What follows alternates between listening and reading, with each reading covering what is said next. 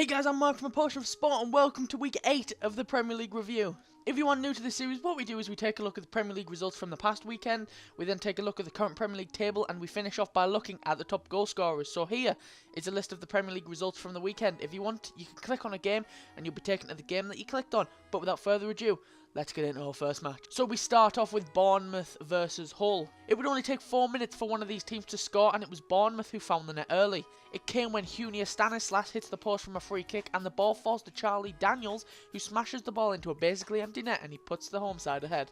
Bournemouth would completely dominate this game in the first half, but one simple mistake and they give Hull the opportunity to equalise, and Hull seized the chance. It came from when Ryan Mason pounces on a loose ball on the edge of the Bournemouth box and he strikes it, and his shot is deflected off of Steve Cook and goes past Archie Borwick. But Bournemouth would deservedly retake the lead 5 minutes later, and it was the man who gave the ball away and who the ball deflected off of, Steve Cook, who got the goal. It came from when Stanislas puts a free kick deep into the Hull box and Steve Cook rises highest to head the ball in on his 200th appearance for Bournemouth. And Bournemouth would add a third, and this time it came from a penalty. It came when Robert Snodgrass gives away the penalty when there was really no need for it, and Stanislas steps up to take the penalty and he places it down the middle into the roof of the net. Bournemouth would put the game to bed in the 65th minute, and it came following a great bit of skill from Joshua King before he finds Adam Smith, who drives the ball low into the Hull City box, and Stanislas grabs his second with a right-footed finish. Bournemouth would continue their destruction of Hull when they added a fifth, and Callum Wilson got himself on the score sheet when he is free at the back post following a Joshua King cross, and he nods it home. And Bournemouth would finish the day by adding a sixth when Dan Gosling finished with a lovely left foot strike from the edge of the box. And that is how the game would end, Bournemouth recording their biggest win in the Premier League ever.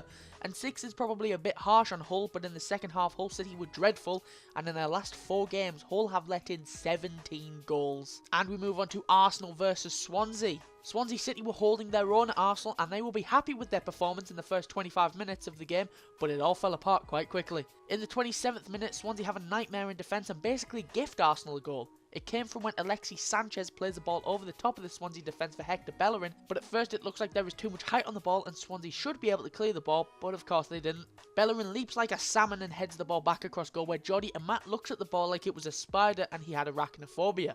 He does absolutely nothing, and man-informed Theo Walcott nips in and tucks the ball into the net. And Theo Walcott added another goal to his tally following yet more horrible defending from Swansea. It came from when Arsenal have a corner and they put it into the middle of the Swansea box. The ball bounces off of Gylfi Sigurdsson, who looks like he is wrestling with someone in the box. Swansea player Jack Cork wants to clear it but falls flat on his arse, and Theo Walcott is able to take a touch and hammer it home. Swansea would look to mount a comeback in the 38th minute when they would get themselves a goal following bad defending from Arsenal this time. It came from when a ball over the top was too much for Gylfi Sigurdsson to get onto it. Granit Xhaka has the ball in his own half and is caught in possession by the Icelandic international, who picks his spot and curls the ball in from about 20 yards out. Arsenal would look to put the game to bed in the 60th minute when Mesut Ozil gets himself a goal on his 28th birthday. It came from when Alexis Sanchez crosses the ball into the Swansea area and the German international shins the ball into the top corner. But Swansea would again keep the game in their reach as Modou Barou doesn't give up and attacks the Arsenal defence down the right wing. He nicks the ball and his effort pays off as he crosses it low into the Arsenal box and Borja Baston rolls it low into the net. Swansea would be given another lifeline as Arsenal would go down to 10 men when Swiss international Granit Xhaka gets himself sent off. And it was Modou Barou again causing Arsenal problems. He nicks the ball and flicks it over his man, and Xhaka starts to give chase before sticking his leg out and chopping Barrow down.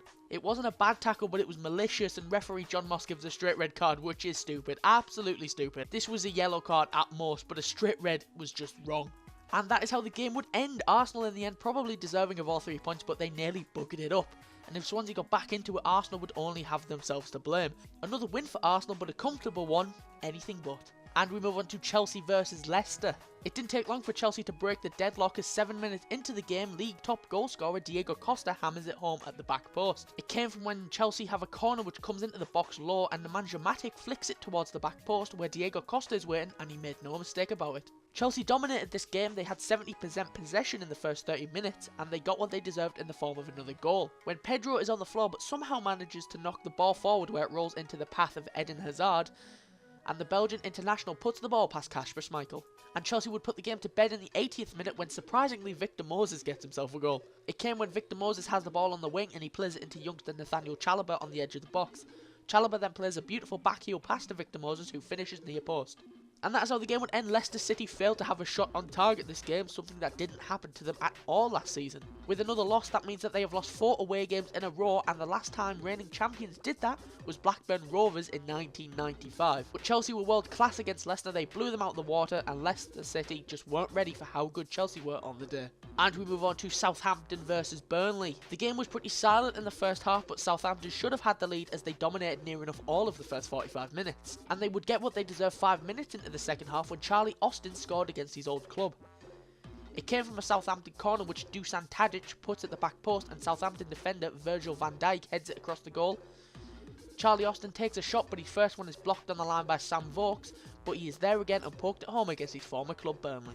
Southampton would add a second 10 minutes later, and it came from their summer signing Nathan Redmond. Stephen Davis's corner is drifted into the box and it misses near enough everybody, and it falls to Nathan Redmond, and the former Norwich player makes no mistake and smashes it home from about 12 yards out. Southampton would add a third to the scoring when Burnley player Johan Berg Gudmundsson took down Sam McQueen in the box, and referee Mike Dean awarded a penalty to the home side. Charlie Austin stepped up to take it, and he scores as coolly as you like to get himself 2 goals against his former club. But Burnley would get themselves a goal in the 70th minute, and it was Burnley's turn to score from the penalty spot. I'm still unsure why this one was given. Referee Mike Dean looked like he was pointing to Dusan Tadic, so maybe he handballed it or something, I don't know. But Burnley had a penalty nonetheless, and Sam Vokes stepped up to take this one, and he puts it straight down the middle. And that is how the game would end. Beautiful football from Southampton as they dominated most of the game, and the only real downside from a Southampton point of view is that they conceded a goal, which they shouldn't have because of the dodgy penalty awarded.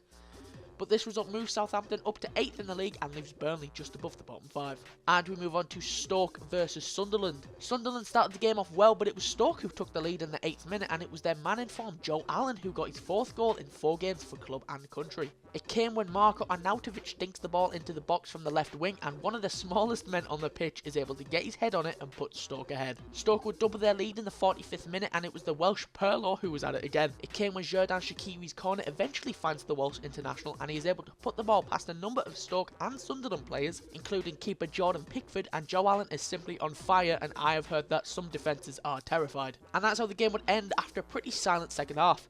But I bet Liverpool are looking at Joe Allen's run of performances and are kicking themselves now. I bloody knew that we should have never let him go. Go back and watch the Liverpool transfer rumours video. I say that he is criminally underrated. And now look, he's been one of the surprise performers of the season. But if Joe Allen can continue to perform in Stoke City, no problem getting in the top half. And we move on to Crystal Palace versus West Ham. West Ham were looking for their second win of the season following a disastrous run of results these past few weeks, and in the first 20 minutes of the match they played great football that doesn't deserve to be in the relegation zone. And in the 19th minute they got what they deserved when Manuel Lanzini put the away side ahead. It came when Dimitri Payet plays the ball out wide to Aaron Cresswell, who drives the ball low into the box, and Manuel Lanzini finished it first time. Just before half time, however, Crystal Palace had the perfect opportunity to go level in the game when Angelo Ogbonna gives away a penalty. He is deemed to have fouled Christian Benteke in the box, and the Belgian steps up to take the penalty, but he skies it high and wide. And this won't be the first penalty miss you're going to hear about this episode. This was Aaron Cresswell's first game after coming back from an injury, and it will be his only one for a few games. After he got himself sent off in the 76th minute, his first yellow card only came moments before his second one, when he got booked for diving, and then a minute later he gives away a foul on Wilfried Zaha and he went for an early bath. However, this clearly wasn't a red card. The referee has had a nightmare. When he got booked for diving, it was a penalty, and then when he gave away a foul, that wasn't deserving of a yellow card. Expect to see West Ham and Aaron Cresswell try and get that decision overruled in the next few days. And that's how the game ended. If Crystal Palace were able to score whilst West Ham were down to 10 men, you've got to think that West Ham would have been livid with the referee. But West Ham were able to hang on for the points, and that gives them their first win in 6 league games. And we move on to Middlesbrough versus Watford. The game's first and only bit of action came in the 54th minute, and it came when Watford got the only goal in the game. It started when Isaac's Success goes down in the box and he's looking for a penalty, but nothing is given. Middlesbrough get the ball clear only as far as Jose Halibas, and he takes a touch and fires a left-footed shot into the top left corner. And that's how the game ended. Middlesbrough are lucky that they only got beat by 1 and that they didn't have any players sent off, because Antonio Barragan should have been sent off within the first 30 minutes of the game. He got himself booked in the 20th minute, and then about 5 minutes later he conceded a foul that was worse than the one he got booked for. But with this result it leaves Middlesbrough still looking for their first home win of the season, and it takes Watford into the top half of the table. And we move on to Manchester City versus Everton. From two of the most exciting sides this season, you would expect a stellar first half, but if anything it was quite the opposite. Manchester City dominating possession as they usually do, and Everton were pretty much chasing the ball for the entire first half. but Manchester City couldn't find the net despite having 10 shots in the first 40 minutes. But we would get our first bit of action in the 42nd minute when Manchester City would look to take the lead when a penalty is given to the blue side of Manchester. It came when Everton defender Phil Jagielka sticks a leg out, David Silva goes down and Michael Oliver awards a penalty. Kevin De Bruyne steps up but his penalty is saved by Martin Stekelenburg.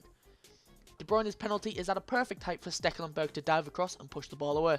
Everton would do well and soak up all of Manchester City's attack, and in the end they managed to go smash and grab themselves a goal. Everton clear the ball to the halfway line, Yannick Bolasie is able to win the header against former Everton man John Stones, and that leaves Romelu Lukaku in a race against Gao Clichy. Lukaku wins the race and is one-on-one with Claudio Bravo, but the Belgian keeps his cool and slots past the Manchester City keeper. Phil Jagielka wasn't having his best game as he gave away a penalty early in the game, and about 5 minutes after taking the lead, Jagielka gives away another penalty. And after saving one earlier, it would take another fine save from Stekelenburg to keep Aguero out. He saved one from Kevin De Bruyne earlier, and would you believe it, he saved one from Sergio Aguero. Another brilliant save from the Dutchman, and after saving 2 penalties, I think we all know that he'll be on the thumbnail for this week's video. But Manchester City would finally get the goal that they probably deserve when Nolito, who came on the pitch just minutes before this, leaps in the 6-yard box and gets on the end of a David Silva cross. And that is how the game would end 1-1 with 18 shots for Manchester City. You would have expected them to get a few goals considering their form this season so far.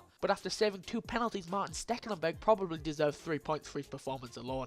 And we move on to West Brom versus Tottenham. The game would take until the 82nd minute before we got ourselves some action, and it came from West Brom, and more importantly, it came from former Tottenham player Nacer Chadli. It came when James McClain's shot ricochets off of the post, and the man quickest to react is Nacer Chadli, who sweeps home for the rebound. But Tottenham would save a point, and the September Player of the Month Son Heung-min is involved again. And it came when Son picks out Christian Eriksen, who takes a shot but is blocked, and the ball falls to Dele Alli, who pokes home with the outside of his foot. And that is how the game would end. A bit harsh on Tottenham actually, as they dominated the game, but they couldn't get past West Brom keeper Ben Foster, who pulled off some amazing saves, and without him, it could have been a lot worse for West Brom. And finally, we've got Liverpool versus Manchester United. Don't get me started on this game. This is a message to Jose Mourinho personally. Fuck you. Jose Mourinho is the worst manager in the Premier League. His football, terrible. This is like the 4th time that he came to Anfield with either Chelsea or United and parked the bloody bus. You know what, in the first half, United deserved to be ahead, but in the second half, Liverpool dominated. Take a look at these stats. 35% possession. 35%! That is the lowest possession that Manchester United have had since 2003. Jose Mourinho. People said, oh, Jose Mourinho, he's returned to the Premier League. It's going to mean special things. Yeah, it's going to mean that Manchester United are going to turn into a team of fucking specially needed bricks. As you can tell, I'm not a big fan of Jose Mourinho. Take a look at this tweet. I literally called him cancer because he is. I hate him. I hate him. I hate you, Jose. You take Jurgen Klopp's style of football, and then you take Jose Mourinho's style. Who's got the best style of football? If you said Mourinho, get out. There was a time where Manchester United had 7 players back defending at once. I think that tells you something about Mourinho's mindset. He knows that he can't handle us this season. Scumbag. It ended up 0-0, but should have been 2-0 to Liverpool. But Liverpool keep up their decent run of form, and who cares about United? So that's all the fixtures I've got for you this week. Before we go, let's take a look at the Premier League table and top goal scorers. First, let's take a look at the Premier League table. So starting with the top 5, as you can see, Manchester City are still top despite drawing with Everton this week. Arsenal are second following yet another win this week. Tottenham are third even though they are the only unbeaten team left in the league. Liverpool are fourth, picking up a point against the scum of the earth Manchester United. And Chelsea come back into the top 5 with a dominating win against Leicester. Moving on to the bottom 5, as you can see, Sunderland are still bottom of the league, still searching for their first win of the season. Swansea are 19th following another loss this week to Arsenal. Stoke move up 1 after racking up their first win of the season this week. Middlesbrough are edging closer to the bottom 3 after only winning 1 all season. And Hull make up the bottom 5 following this week's embarrassing loss to Bournemouth. Right, so let's move on to the top goal scorers. As you can see, Diego Costa got himself another goal on his way to possibly picking up the Golden Boot. Romelu Lukaku was second, adding another goal this week against Manchester City. Theo Walcott is third, following his 2 goals this week against Swansea. Sergio Aguero and Mikel Antonio make up the top 5 despite not scoring this week. Right, so that's all I've got for you this week. I'll be back next week for the next episode of the Premier League review. But anyway, if you want to follow me on Twitter or subscribe to my personal YouTube channel, the links to both are in the description down below as always. I've been Mark from A Portion of Sport, and I'll see you soon.